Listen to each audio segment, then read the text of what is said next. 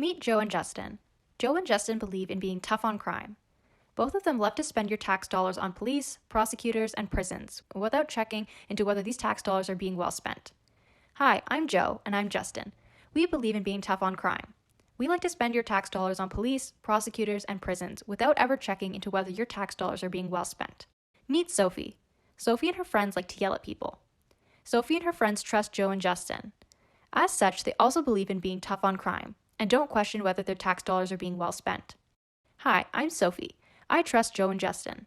As such, I also believe that we should be tough on crime and have never checked into whether our tax dollars are being well spent. Meet Kanye. Kanye sees things for the way they are and the way things ought to be. Kanye explains, Sophie, based on the government's own statistics, the police and prosecutors are woefully ineffective at solving crimes and proving their cases. For example, in Canada from 2005 to 2015, on average, the police and the prosecution were only successful at securing conviction for which real jail was warranted approximately 3.77% of the time, and only ever successful at securing convictions for which any form of jail, i.e. real jail or a conditional sentence was warranted, approximately 4.24% of the time. In other words, during those 10 years, more than 95% of the incidents reported to police resulted in the police and prosecutors not being able to secure a conviction for which some form of prison sentence was warranted.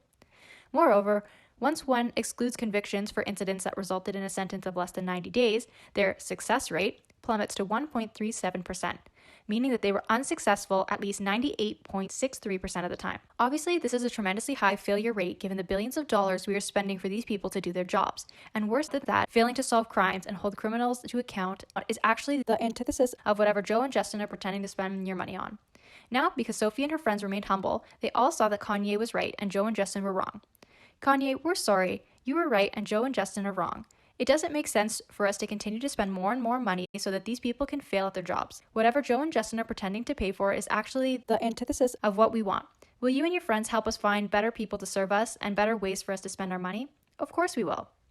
Better still, within this fictional world, Sophie and her friends then worked with Kanye and his friends to remove Joe and Justin from their position of power, find people who were better at solving crime and proving their cases, reform those who were found to have committed a crime, and teach people the beauty of loving their neighbor as themselves so that no one desires to commit crimes in the first place.